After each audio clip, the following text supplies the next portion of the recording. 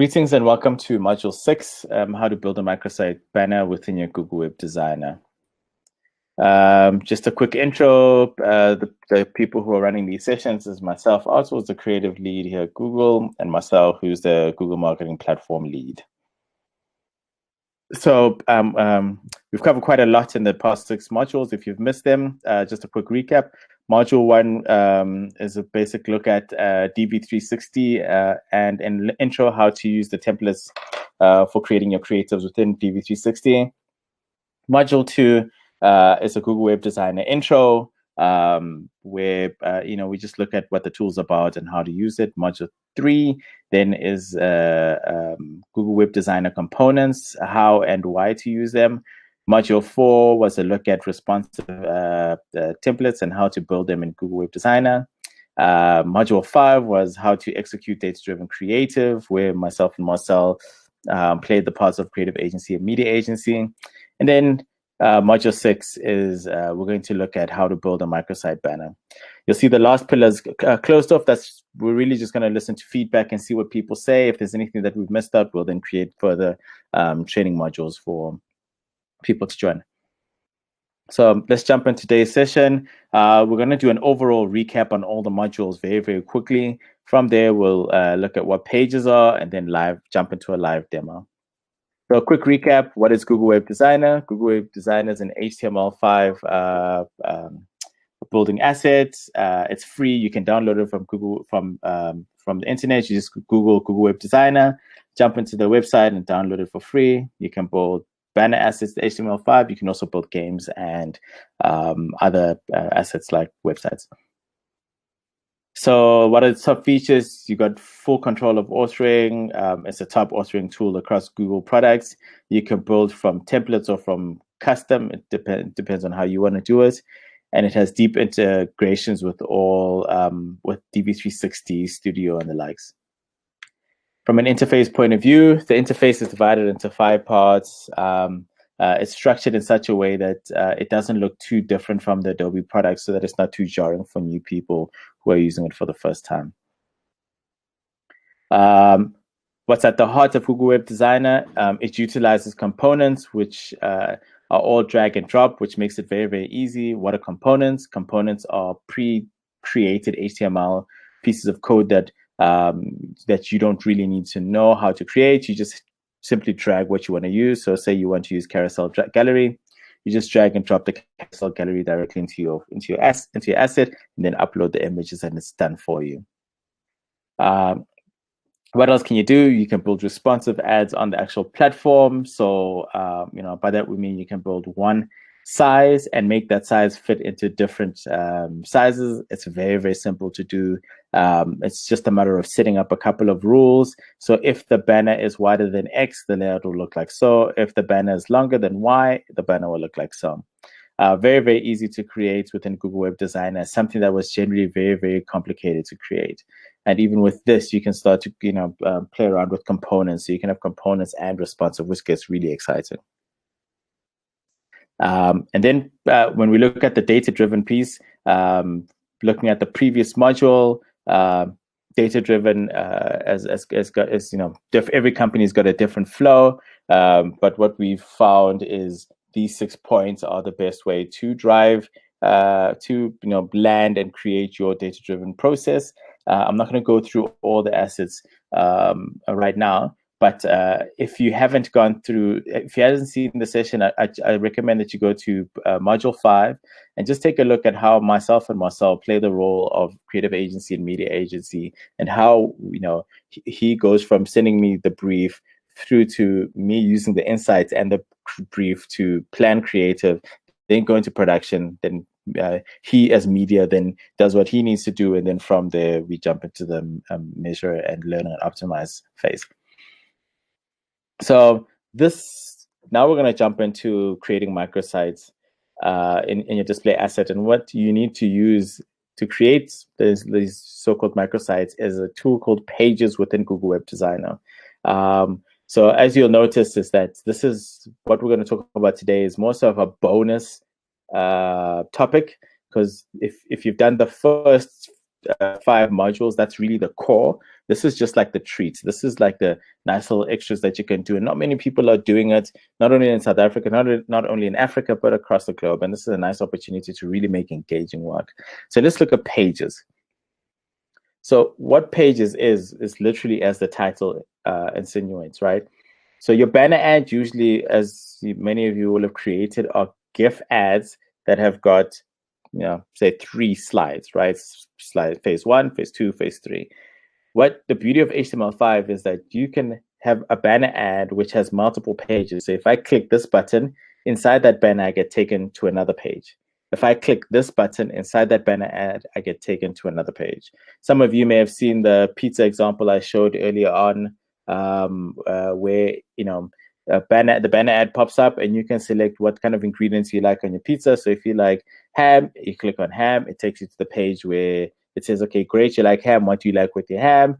Then you say, I like mushrooms, and then it takes you to a page where if you have mushrooms and ham, and then it says what else you like, then you add whatever ingredients you have, and then it takes you to the last page where it shows you all the pizza box variations that have all your ingredients. That's really engaging, right? Obviously, you don't want to go too deep, but you can get people to actually start interacting with your banner ads. And the beauty of that is that once you start building that rapport and that understanding from people, when they see your banner ad that it's an engaging banner ad, then they can really jump into your asset. So the only way to show you is to actually build. So I've created a little fake brief. That's for a TV company. And basically what they've said to us is, there are 10 new shows launching, right? On Friday, 5 shows are launching, and you can see the title. You can see the show titles here. On Saturday, these titles are launching. Now, what they want to do is they want to have all this information on one banner ad. Now, you can imagine in a GIF, this is going to be possible, right? So how can I put all of these in one banner ad? The only way to do this would be by using Pages, but we don't want to have a lot of pages. So what I'm going to do is I'm going to create a banner ad that has 2 pages, all right? And then from there, it's going to have carousels where people can scroll and see which shows they like to watch. That's the most simple way I want to do it. On top of that, I'm going to add another page on top, which then says, welcome to blah, blah, blah. Select which day you want to see. So 3 pages max. So let's jump into Google Web Designer and actually create this. So I'm going to create a new file. I'm going to call this TV shows. And I'm going to keep it at 300 by 250. I'm going to click OK. All right. So I've got my properties and everything ready. What I need, will I need the timeline? No, I won't need the timeline. So my canvas and everything is ready for me to go. So the pages is down here. As you can see, it says page 1. So we're dealing with page 1 right now. So I'm going to go to my desktop and I'm going to click on my example here. So pages demo. So these are all the assets that I'm going to be using. So I'm going to start with the background. So that's the background for my banner asset. And I've created 2 buttons, one gray, well, some kind of blue, and one green.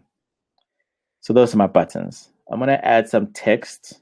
My text is going to just say TV show, and to make it white, I'm going to choose a Arial bold font, and I'm going to make this big. And then I'm going to center it. So you can imagine, we could have obviously got much more creative with the text and written something about like this weekend's viewing and the likes. But for the sake of time, I've kept it simple. So here, what I'm going to do, I'm going to go Friday. I'm going to resize this, maybe make it about 23 size. So that's my Friday, right? And then I'm going to create Saturday. So Saturday. As you can see, I've 2 buttons. and I've got Friday, and I've got Saturday, right? So now, as you can see, this is my first page. I'm going to click on pages. I'm going to change this to home page.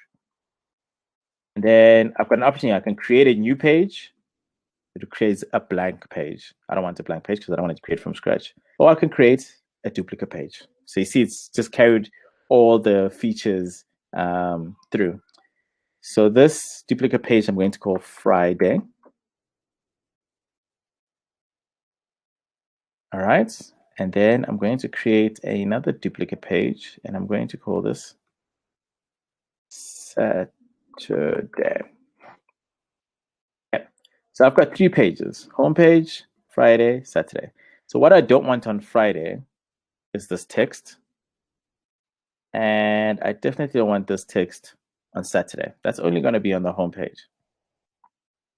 On Friday, what I do know I want is should I do a swipeable or carousel? Let's do a carousel gallery. So I know I want a carousel gallery, and I want it to be around about that size, which looks good to me. And on Saturday, I also want a carousel gallery. There you go. So I got a carousel gallery on Friday. Saturday on home, I've got that. Now I want to bring in the images for Friday, right? So I need to select my carousel.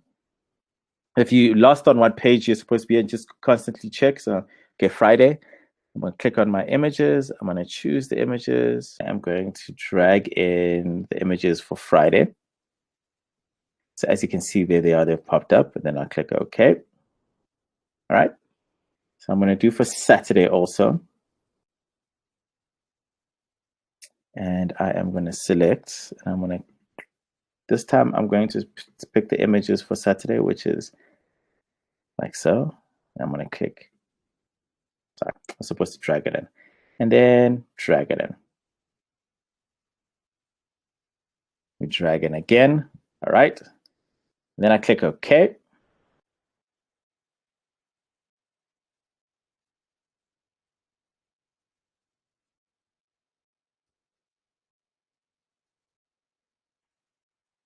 We try that again.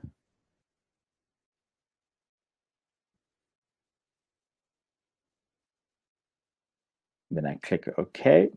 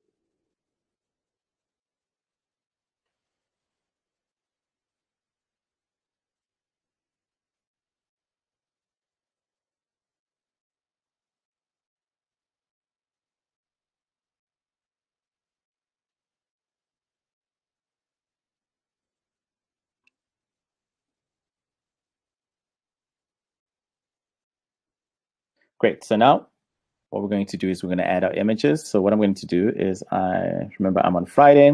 I'm going to select the images that go into the carousel. So I click choose images. I'm going to go to my desktop and look for my folder. So I know that the Friday images are from 1 to 5. I make sure that they're all there. And then I click OK. So that's Friday. I can jump onto Saturday, do the same thing, make sure I've got it selected. Choose the images, and then here I want from image 6 to 10, and then click OK. So I've got my carousel items all set up. If I jump into preview, what we'll notice is that I can't get to Friday and Saturday, and that's because I haven't set up the rules as yet. So what we're going to do now is we're going to jump back to the home page so we can set up the rules. So we've created the base of our asset. Now we just need to set up some rules. So I'm going to jump into components, and I'm going to create some buttons. So I'm going to click on the tab area. I'm going to cover Saturday. That will cover for Saturday. And then here, this will cover for Friday. So I will cover like so. Then now I need to create events. So I'm going to start with Friday. So I'm going to right click. I'm going to add an event, right? So this is a tab area. When you touch and click it, right, you are going to go to a specific page, then click on page deck, and now you're going to tell it where it's going to go. So I said Friday, so it's going to pick up that all the pages that I have, I want it to go to Friday. So now I can decide what kind of transition I want. Do I want it to slide in, fade in? Do you want it to, have an easing linear, easy, like, is it fast in, fast out? Does it come in from the top? Does it come in from the side? I'm not going to do any of that. I just want it to go straight to Friday. I'm going to do the same thing here. Add an event. That's a touch and click page. I want it to go to a specific page. Yes, it's a page deck. And I want it to go to Saturday. And I click OK. So if I jump into preview, if I click on Friday, it takes me straight to the shows. But once I'm on Friday, I can't click. So what that means is that I need to make sure I have buttons across all the pages. So I've created for home. So now I jump into for Friday. So if you're on Friday, the chances are you'll want to go to Saturday afterwards just to check it out. And then you can say, add an event, tap area, touch and click. It's a page there, go to page. It will go to Saturday. Then you click OK. So what if somebody wants to go to the home page? So you can add a little icon for home. Obviously this is all based on however you want to design it. And click it in the top area. Again, tap area, resize this. Say add an event, touch and click, page deck, go to page. And then I want it to go home. It's already set to that. Click OK. So I'm going to do the same thing for Saturday. This time, I'm going to make the tab area for Friday in case somebody wants to go back to Friday. I'm going to add an event, tab area, touch and click, page deck, go to a specific page, and that page will be Friday. Sorry, not Saturday. Friday. I'm also going to add the home button here.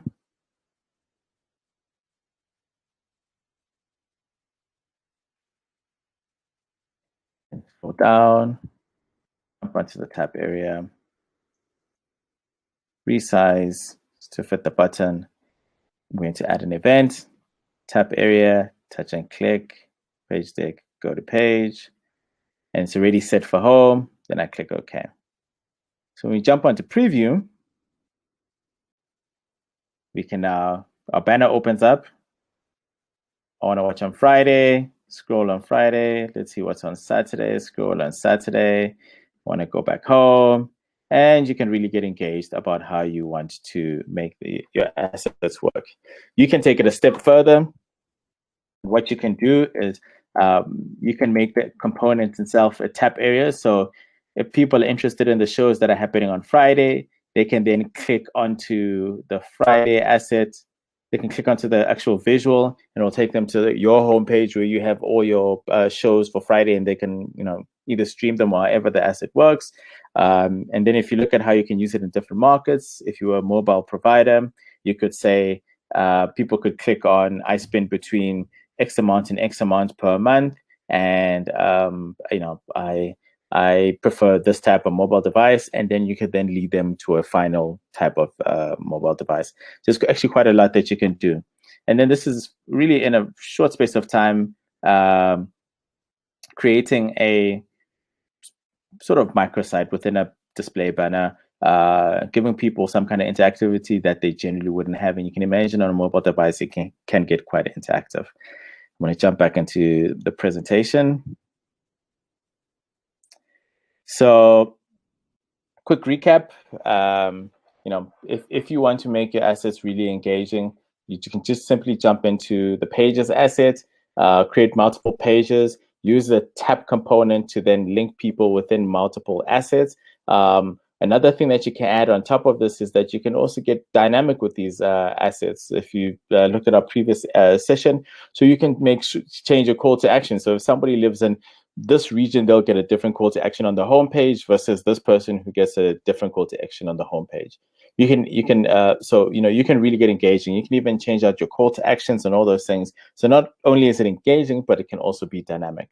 So thank you so much. This is the last of this series. Please do share feedback if you have any, and we look forward to hearing from you. Thank you.